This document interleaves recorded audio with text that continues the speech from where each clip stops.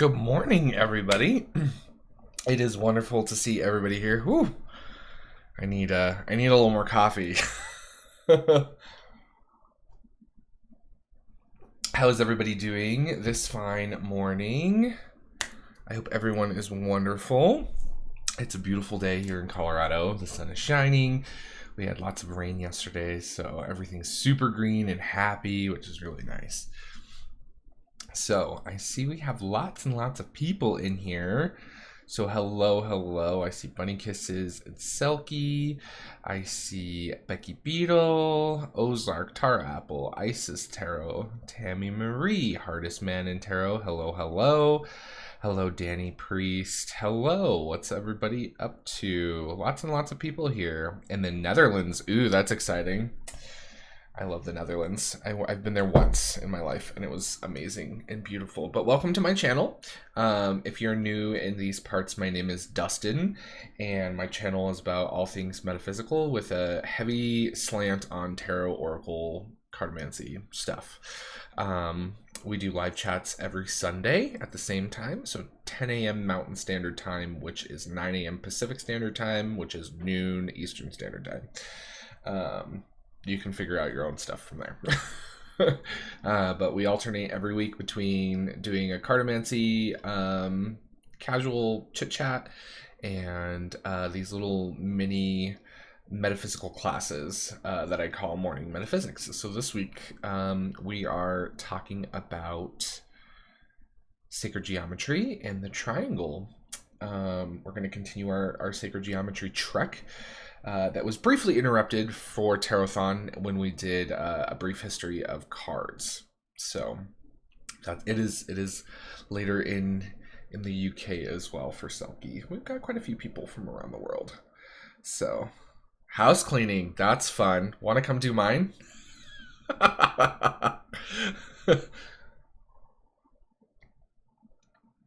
So I hope everybody has some yummy coffee or an adult beverage if it's the evening where you are, all of that kind of stuff, and you're ready to hang out. I do suspect today will be a little bit lighter on the viewers. It is Father's Day, so happy Father's Day if we have any fathers in the channel. Happy Parents' Day if you're a parent, all of that fun stuff. So yeah, we're gonna hang out talk about triangles. Yeah, triangles, Ozark says. As always, you can find waiting for your grandson to be born. Donna, that's exciting. You're gonna be a grandparent. That's pretty cool. As always, you can head over to my website. Let's see where we at here. And find the blog that accompanies today's discussion that you can use to follow along. You can use it as a study guide. You can read it, all of that fun stuff. So this is the homepage. If you scroll down just a little bit, you'll always see my 3 most recent blog posts. So here's today's, this Sacred Geometry, the Triangle post, and then here was the Tarothon one about a brief history of cards, and then our last Sacred Geometry lesson, which was all about the circle. So again, this series is all about an introduction to sacred geometry. We're not going to go super deep. We're going more broad. The idea is that it sparks your interest and makes you want to study and research the subject further. Love the box you made this week. Thanks, Selkie. The Spulio one? Yeah, that one came out really good. I love it. I have lots more in the pipeline. Lots and lots of boxes. I have a queue now.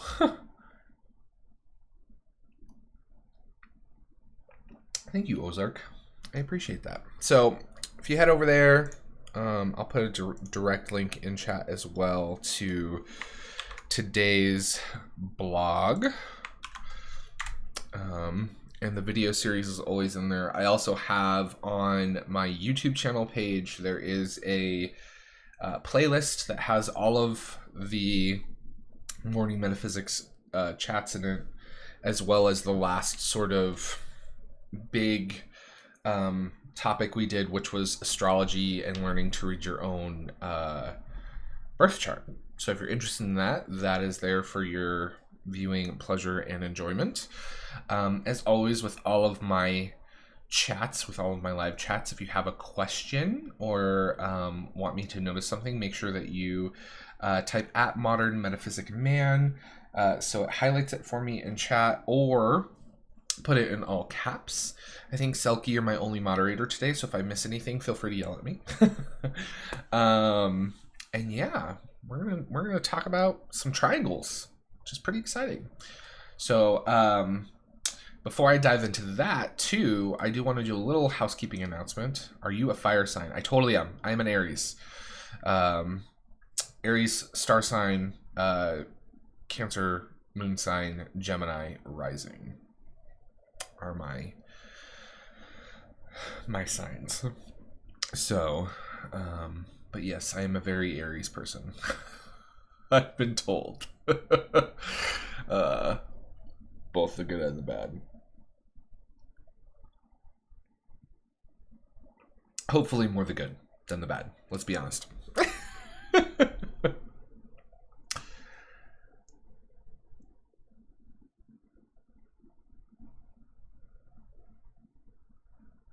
Oh, that's interesting, Becky.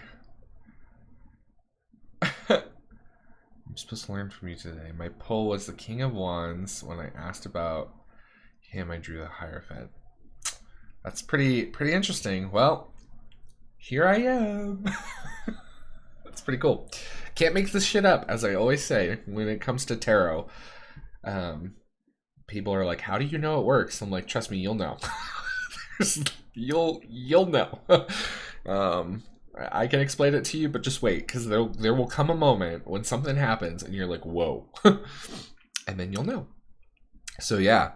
So just some quick housekeeping before we dive into all the fun stuff. The channel did reach 1,000 subscribers. Yay! Thank you everybody for all your love and support. It's really exciting, and I have posted a giveaway to celebrate this little milestone. So if you head over to my channel page, there is a video called the 1,000 subscriber thank you giveaway, and all of the details about the giveaway are in there. I am giving away a reading, a free reading, and a copy of Pixie's Astounding Lenormand. So which I'm really getting into my Lenormand studies and practices now, and you know, when I get really comfortable with it, I will be offering it on my site. But this is a really lovely deck because it was put together by a creator called Edmund Zabrowski, who went through Pixie's existing body of work, both tarot and other, and put together a little Lenormand deck in Pixie's art, which is pretty cool. So, thank you.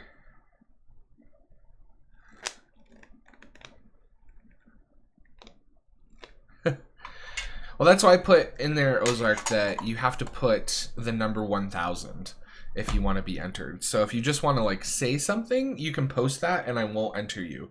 If the number 1,000 isn't in your comment, I won't enter you. That's the rules. So that's why I do things like that, so that people, if they don't want to be entered in it, but they still want to give feedback or a comment or something like that, they can. So that's why I do that. So yeah, let's talk about some triangles, y'all. So sacred triangles. If we remember back to our fundamentals of the Platonic solids, right? Triangles form the first one. Hello, Lisa. Welcome. Good morning, sunshine. Triangles being one of probably the most sacred geometric shapes in sacred geometry, because it has such a close association with trinities and the number 3. And in most occult and sort of esoteric practices, the number 3 comes up quite often as a really sacred number and a really meaningful number. And trinities play a really important part in that concept, right? So when we look at common trinities across the esoteric, spiritual, metaphysical, all of that kind of world, several come up over and over again, right? Mind, body, spirit, past, present, future, maiden, mother, crone, Father, Son, Holy Spirit, mother, father, child, right? Things come in threes quite often. And because of that, the triangle has always played a really key part in the esoteric practices, right? So, you know, that's why we're diving into this. Now, I'm not going to go super as broad as I usually have with the shapes, because the triangle is one that you can go really deep, really fast, right? And the most common sacred geometric triangle shapes that people are used to seeing are the hi Simon, no worries, are the elemental symbols, right? The elemental symbols have their origins in alchemy, which is a fascinating topic. If you're interested in alchemy and mysticism, I would highly recommend this book, The Hermetic Museum's Alchemy and Mysticism book, by Taschen. It's really cool. It has tons and tons of really awesome pictures in it. Talks about the manuscripts that the pictures come from. It breaks down all of the symbology. Here we go. Look, there's a triangle right there. Check that out. Check that out. I can't even make this up. So there's, yeah, it breaks everything down, talks about all of the different aspects of sacred geometry and alchemy and all of that. So there's another triangle there. So it pops up everywhere. Actually, I just realized I should probably make myself big so you can see this. So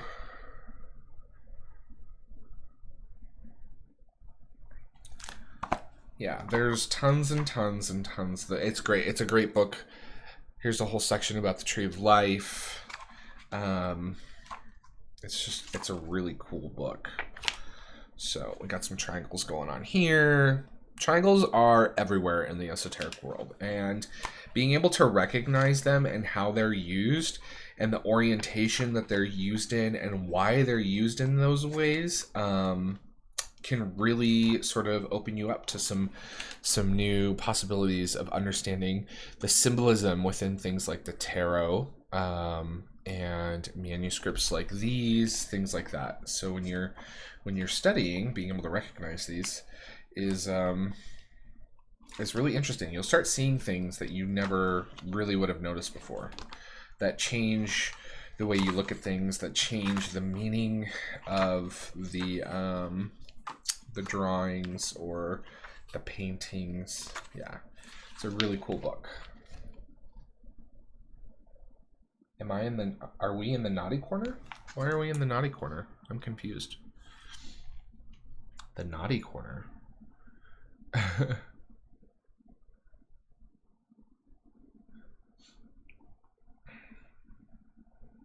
Yeah, Bennington says that's true. More often than not, you'll see triangles form when the earth cracks. So, over being late, no, you're fine. But yeah, this book, Alchemy and Mysticism, is a really freaking cool book. Highly recommend it. I got this at Barnes & Noble for like $9, by the way. So, excuse me. Ooh. So, back to triangles. So, the most common triangles that people are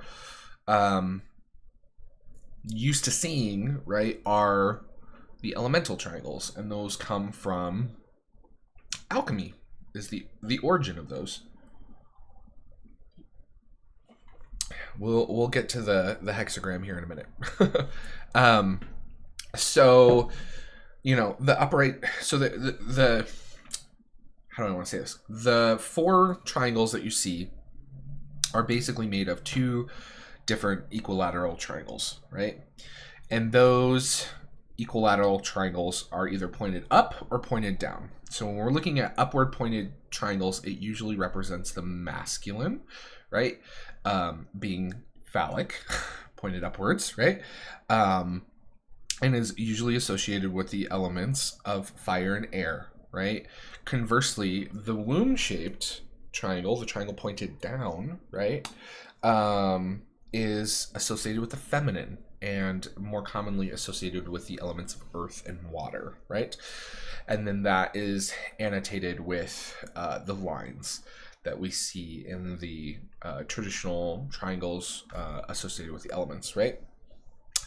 Now, one of the most common sacred geometric symbols that we see that is comprised of equilateral triangles is a hexagram. And a lot of people will be like, whoa, that's the Star of David. It is the Star of David. But the origin of this symbol is pretty shrouded in mystery. When it comes to scholars and researchers, the origin of it is pretty muddled. It goes back much further than its Jewish roots, which it's been used as the Star of David for a while now. But we'll get into that in a bit. The hexagram itself is a very ancient symbol, and it was used in alchemy to represent the union of all of the elements, as well as the masculine and the feminine, to basically represent the oneness of the universe, right? Good morning, all. Taking a break from gardening and was in need of some friends in chat. Great topic, Dustin. Thank you. So, you know, the hexagram was designed as two overlapping equilateral triangles that represented the elements. Now, the thing is if you look at, can I open this bigger? Oh, I can't. If you look down here, right, you can see where those extra lines were borrowed from, right? So they're borrowed from the overlapping triangle of the opposing element or gender, whichever way you want to sort of imagine that. But this symbol does represent that. Now, the hexagram, again, has had a very long and sordid history. Most commonly referred to as the Star of David, used to represent the Jewish faith, and is also found on the flag of Israel because of the Zionist movement, which is the movement of the Jewish peoples returning to Israel and to the Holy Land, which was something that came about in the 19th century. But its more ancient roots go way further back, and one of the most interesting, I find personally, interesting reference to this. Hello, Danny. Danny, why are you not a mod in my channel? I don't understand this. Add moderator. May the power of Thor be in your hands. Do not abuse it.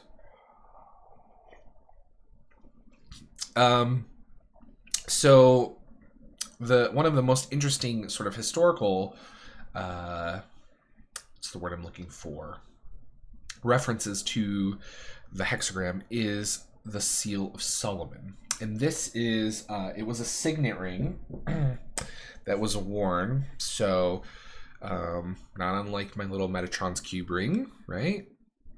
It was a signet ring worn by King Solomon.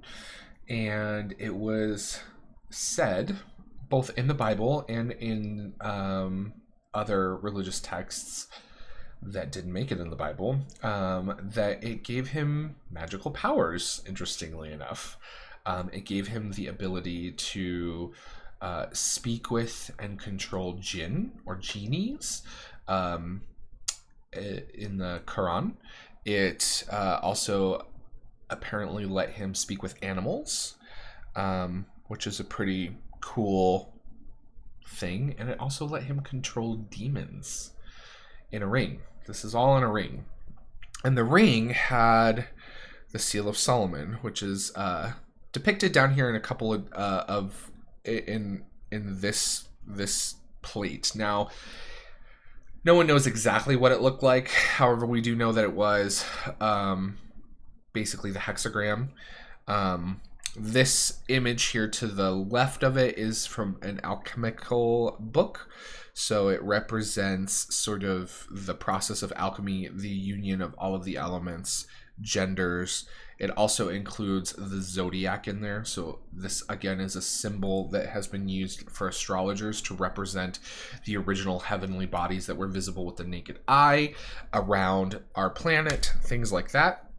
And then it's even been used on coins, right, throughout history. So it's a very powerful symbol, just comprised of two triangles that has permeated Western culture quite extensively throughout history.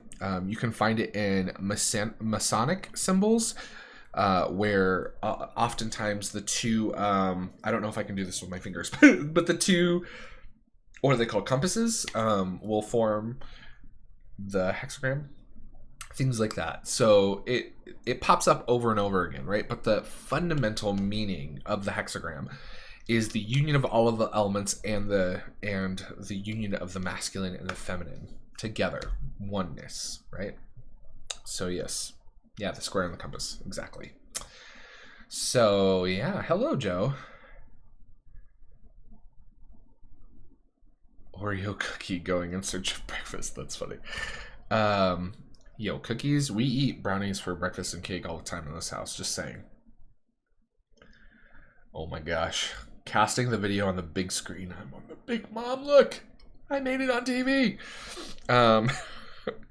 So the hexagram is probably one of my all-time favorite sacred geometric symbols to be studied. It's one that you can literally study and dive into ad nauseum. You can use it for magic and invocation. It's a symbol that you can invoke and banish with, because it is a symbol that you can draw without lifting your pen. It has a huge, long history of occult use and meaning, and shows up everywhere, right? Getting some serious Discovery of Witches vibes here. Yeah. By the way, if you haven't watched Discovery of Witches, it's amazing. The books are fantastic. I'm halfway through the first book already. It's so good. Yeah, we'll talk about that at some point. Maybe in like one of the Coffee and Cartomancy ones. But yeah, there's tons and tons of layered meanings behind the hexagram, and its use in magic and things like that.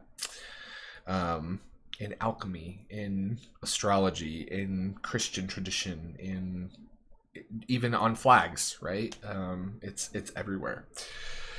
So it was used by the Knights Templar. It was used, it was used by the Greeks and the Romans. It was used everywhere. Now, let's go from a 2D symbol to 3D stuff. So the tetrahedron, octahedron, and the pyramids. So if we go back to our platonic solids, there are two platonic solids that are created from repeating equilateral triangles, right? Equilateral meaning same distance, right? So all the sides of the triangles are the same length. For a little geometry reminder, for those of you who maybe slept through that in high school. The first being the tetrahedron. Now, the tetrahedron is basically a three-sided pyramid. So instead of a four-sided pyramid like the pyramids of Egypt, it's three-sided. So the base of the pyramid is a triangle, as well as the other three sides. Whoa.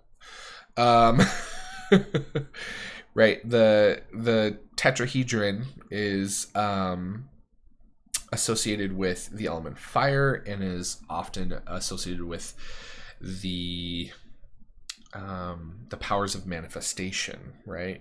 And so if you take two tetrahedrons and you kind of like jam them together, you have what's known as the Star Tetrahedron. Whoa, does this look familiar to anyone? The Star Tetrahedron kind of looks like this, right? Except in 3D. So, yes, the Makabe. Exactly. Ding, ding, ding. We have a winner. So this symbol is known as the Makabe. It is a symbol that has shown up, again, all over the place. It is comprised of several equilateral and right triangles when it is drawn in a two-dimensional manner. And it is thought to be basically, what's the word? How do I want to describe this? It's thought to be like the vehicle of life, right? The celestial sort of chariot, right? The word itself breaks down to mer, which means light, ka, which means spirit, and ba, which means body, right? And together it is the embodiment of mind, body, spirit. So we go back to that whole concept of trinities again, right? Being associated with triangles, right? Whoa. And so, yeah, this is a symbol that it has appeared in Jewish texts, in basically almost all of the major religions. And there are scholars and academics who have basically gone through the Old Testament of the Bible and have found references to the Makabe, the symbol and the concept of this vehicle of life, right? 44 times. Now, the Bible doesn't actually say macabre. That's kind of more of a modern, well, not even modern. It's not really modern, but it's a term that was used more in the East than in the West. So, yeah, but it is something, interestingly enough, that has crossed all religious boundaries, right? It appears obviously in the Judeo-Christian world. It appears in the Islamic world. It appears in the Eastern world. It appears in the Western world. It appears in the Kabbalah. It appears all over. It also even appears in some of the more ancient Mesopotamian stuff.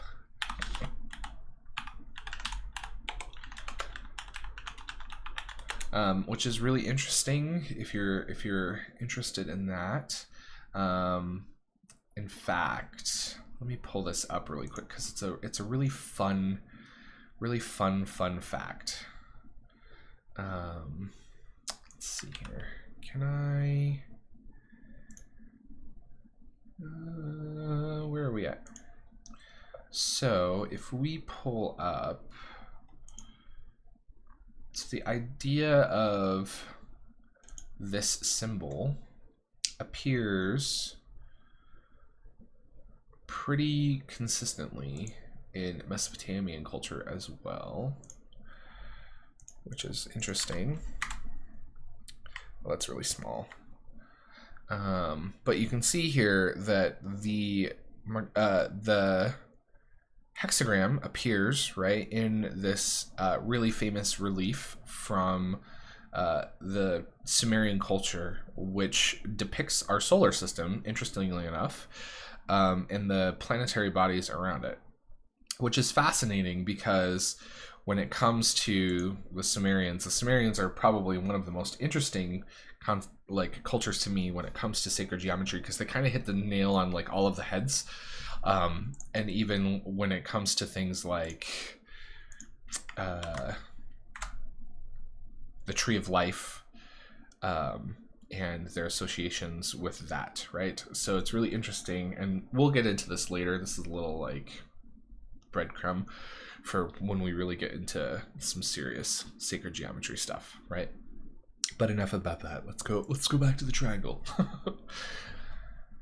So before we go on any more, are there any questions?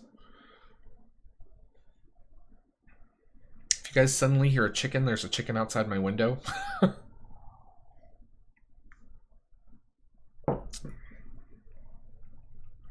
No questions? Okay. So that's going to then lead us to the four-sided or the octahedron, right? Which half of an octahedron is a pyramid, right? So if you take an octahedron and you cut it right through the middle, you're left with pyramids, two pyramids, right? So the octahedron is probably one of the more used sacred Platonic solids, right? It's represents the elements of air. It is associated with integration magics, right? So bringing things together, love spells, right? Bringing two people together, things like that. So, interestingly enough, the Octahedron, the Tetrahedron, and the Makabe are all symbols that appear within the middle of the Metatron's cube, right? So to go back on to my like obsession with the Metatron's cube really is the representation of all sacred geometric symbols in one, which is why I love it. So when we get into the pyramids, right now, the most famous pyramid on our planet is probably what is known as Khufu's Great Pyramid, or the Great Pyramid of Giza, which exists on the Giza Plateau outside of Cairo in Egypt. It's widely thought in academic circles to be a burial place for pharaohs, but interestingly enough, no mummy has ever been found in a pyramid, and all of the bodies for the Egyptian royalty have all been found in the Valley of the Kings. And so there's only one reference to one king that was ever found in these pyramids, and that was a graffitied cartouche, aka meaning it was painted on, not even engraved, of Khufu's name, and Khufu was an Egyptian pharaoh, which is how it got that association. Now, there has been more modern research done that suggests that this graffiti actually originated from the time that it was actually discovered, because the Egyptology crew that was there investigating the pyramids were running out of money, and they didn't really have anything because they went into the pyramids and it was empty, and it was crazy, and there was nothing in there, and there was no writing, and there's no engravings or anything like that. And so it is hypothesized at this point that they are responsible for the graffiti. So the use of the pyramids is wildly unknown. And if you're really interested in this subject, like I am, I highly recommend. There's a docu-series on Netflix called The Pyramid Code. It's really interesting. Check it out. It's fascinating. Watch it with an open mind and a grain of salt, just like everything, right? But it's really interesting, right? Because we have all these claims that they were built as burial monuments for the kings of Egypt. Yet when we look at the Valley of the Kings, where bodies of kings have been found, where, that's where Tutankhamun was found with this huge, vast treasure hoard. All of the burial sites there are covered in writings, hieroglyphics, scenes from the Book of the Dead, things like that. And then when you go into the pyramids, all of the pyramids,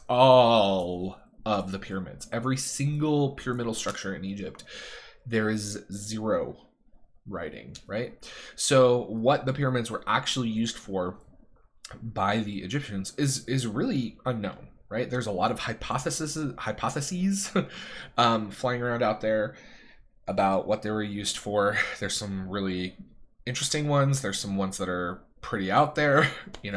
Everything from them being spaceship landing pads to power generators to the whole 9 yards, right? But the one thing that we do know emphatically is if we look at burial sites of the kings and queens of Egypt, which are all of them are found in the Valley of the Kings. They're all highly decorated, highly ornate, filled with spells, magic, everything, right? To see the pharaoh through the afterlife, to ensure that second life, that resurrection that is fabled in the tale of Osiris, right? And then when you look at the pyramids, they're empty. They're big, hunky, empty shells. Interestingly enough, just in the past couple years, there was a huge void that was discovered in the Great Pyramid of Giza that I don't know if they've begun excavating it yet or not, but They are going to be excavating it. So there's a void that is about the size of the Grand Gallery. So they have no idea what's in there. And it could very well change history, right? So yeah, lots of interesting stuff. Now the pyramids themselves on the Giza Plateau are aligned. We do know that they're impeccably well built, right? That we don't know how they built them for the most part. There's some theories and hypotheses out there. There's been lots of scientific sort of studies done on this, how they would move the big blocks and all of that, right? You can all go look at that. But the interesting stuff is they're almost perfectly aligned to the cardinal directions. The Great Pyramid of Khufu itself is basically aligned perfectly in what is considered to be the center of the world, right? So if we were to like flatten out the Earth on a map, it would basically be right in the center, which is really interesting. And the three pyramids on the Giza Plateau all align with Orion's belt, right? So there's some archaeoastronomy going on there. And archaeoastronomy basically is the study of archaeological sites that have astrological associations with it, right? We also know that the shafts that are within the pyramid point at certain stars and constellations, things like that, right? So there's obviously an association between the pyramids and the heavens, right? What exactly that is, who knows? But it's really fascinating. So it's super interesting to me. I'm very, very obsessed with ancient Egyptian history because it's one of the most fascinating. In fact, even the name Cairo, Cairo itself basically is the translation from ancient Egyptian, basically is the city of Mars, which is really interesting because there's a lot of associations with the word Cairo and Mars, like the planet Mars, in the ancient Egyptian culture, which is really fascinating. I never got to go to the Egyptian pyramid, but I got to go to Chichen Itza in Mexico. I climbed the pyramid and went inside, and there was a statue of a jaguar. Also went to the Sacred Well. Yeah, I would love... So I've never been to Egypt, and I've never been to any of the sacred sites in Mexico, which is fascinating. Now, here's the thing that a lot of people don't know, is the pyramids are found on every major continent, right, in the world. Every single one. There's not one, including North America. Yes, there are pyramids in North America. And I'm not even talking about the Mayan and Aztec and Incan civilizations that, were just brought up. But there is a pyramid in Illinois. Yep. So there are pyramids everywhere, right? We have the Pyramid of the Sun here, pyramids in all over the place, right? This is a pyramid in China that is covered in vegetation. This is the pyramid that is in Illinois, right? So there are pyramids everywhere on every major continent in the world. You can find a pyramid.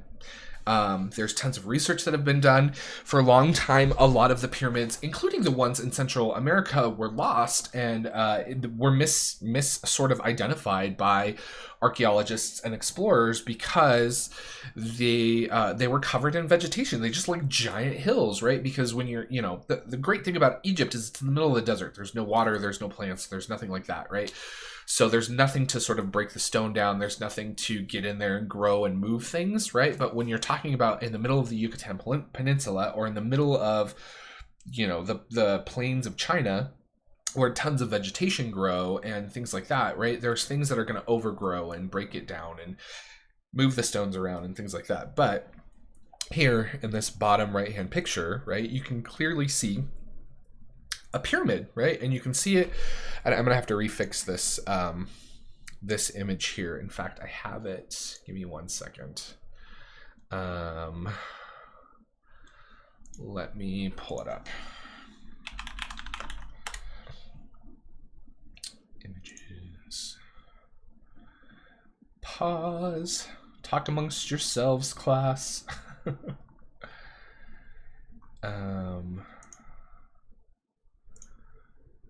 But yeah, they are everywhere.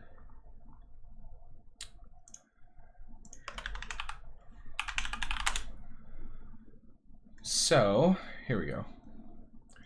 If you go to Google Earth, right, you can actually pull up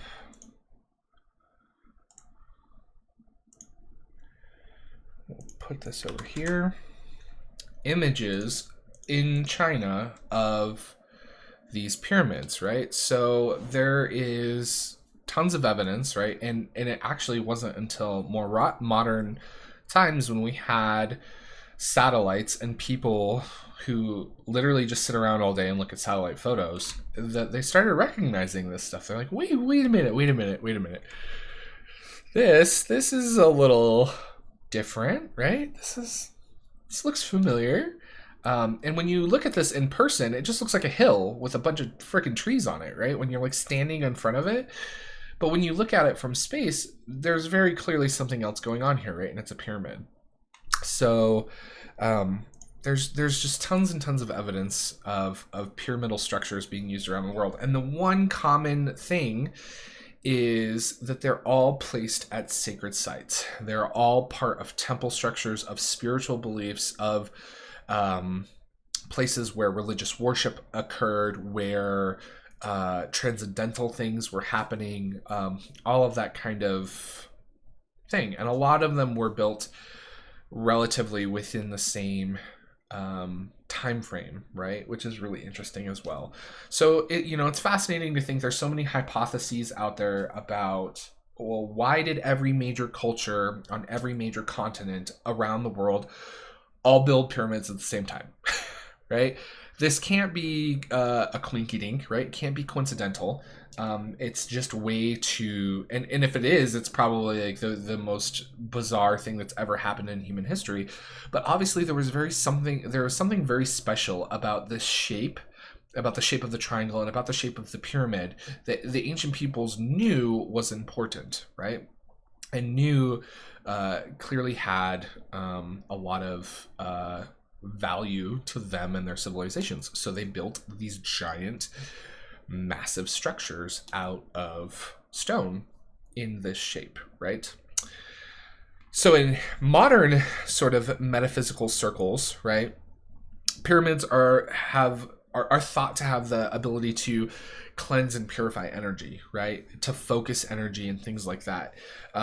If you're to sit yourself inside of a pyramid, and oftentimes if you go to any of the mind, body, spirit fairs or anything like that, you'll often see there's people there practicing, Reiki or healing or meditations, and they have these big giant like copper pyramids that they put people in and things like that.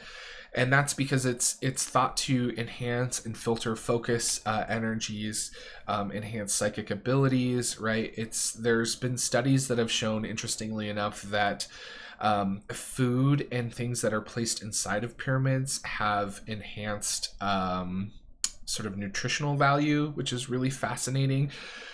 People feel that they can charge crystals inside of that, inside of things like that as well. And, there's tons and tons of studies that have been recently done using pyramidal structures, right, that show that they have a very special power as far as the shape goes. So, yeah, that is my little delve about the pyramid and the triangles.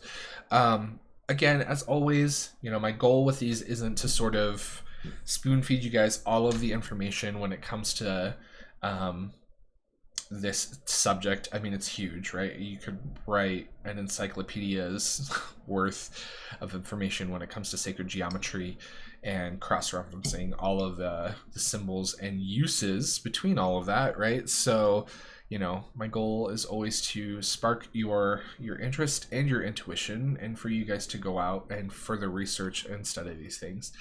Like I said, if a lot of people were commenting, I saw in chat about the being fascinated by the concept of the pyramids of Giza, the difference between the pyramids of Giza and the Egyptian tombs in the Valley of the Kings, and what the pyramids were used for and things like that.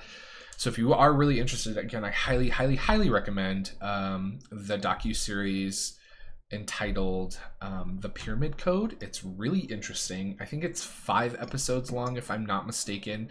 I think on Netflix they condense it into like a two-part series, so, or 3 maybe, I don't remember. But they kind of edit it a little bit differently. But it's really good. So if you can find that, I don't even know if it's available on YouTube. It probably is. Again, The Pyramid Code. It's really, really fascinating and really interesting. So yeah, does anybody have questions about pyramids or triangles or sacred geometry or anything like that? Because that's all I had prepared to be presented today. As always, with all of my posts, references are at the bottom, so if you want to do a little more research into the things that I heavily referenced for this, feel free to dig into those. All of that's always here. You can also head up to my blog at the top, and you can click on Morning Metaphysics or Sacred Geometry, and that will list out the full series for all of the Sacred Geometry blog posts. If my internet, my internet doesn't cut out. There we go. So our triangle, our circle, and our platonic solids. And again, the astrology series is still there. Lots of that. You guys can also interact on my blog directly. There's things to like. You can write a comment, all of that fun stuff. You can sign up at the top where this little bell is. It'll have a little login thing. You can sign up with social media, all of that fun stuff, and interact on my blog. So if you have questions directly, feel free to post them on there. And yeah, lots and lots of interesting stuff. So, and like I said, to celebrate hitting 1,000 subscribers, I do have a giveaway running right now. The entries are open until next Saturday. So if you're interested in that, be sure to head on over to my channel and check that out. And yeah, I saw a few people trickle in at the end here. Thank you for stopping by. I hope you get a chance to go back and watch all this from the beginning. So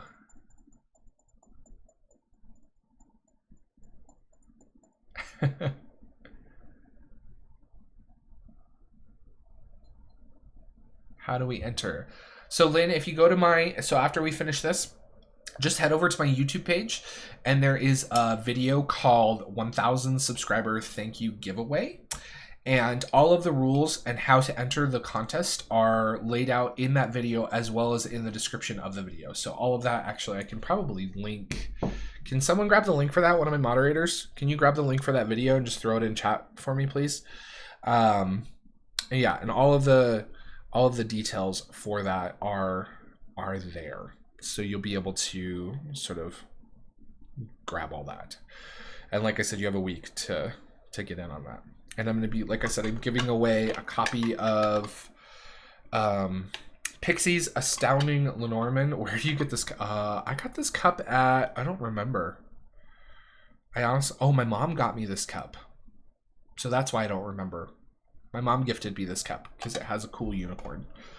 And I love mythological things. She's like, this looked like you, so I got it for you. But yeah, I love this cup. But I'm giving away Pixie's Astounding Lenormand, and you'll also, and then there's 2 winners, so 2 separate giveaways. This is one winner, and then the second will be a coupon for one of my free 3-card tarot readings by post, which will come to you in coupon form, an email that you can use on my website. You can use it to get a free 3-card reading, or you can also use it. Hey, thank you guys. You can also use it to as a discount on any of my other readings if you want to use it for that. So yes, that is all I had for today. Whew. We're at 54 minutes. I did good. So yeah. So next week will be a card and cartomancy chat. For those of you who are currently interested in what I'm obsessed with, my current deck obsession is the Mystical Tarot, which is like I have it sitting here. I'm sure most of you spotted it. And yeah, you guys are very welcome. And again, if you guys have questions that pop up later, feel free to throw them in the comments below. Send me an email, post on the blog. Oh yeah, 3 Fat Readers. So yeah, we are doing another episode of 3 Fat Readers. I'll put the link in the description box after this. Lisa, if you want to throw a link in.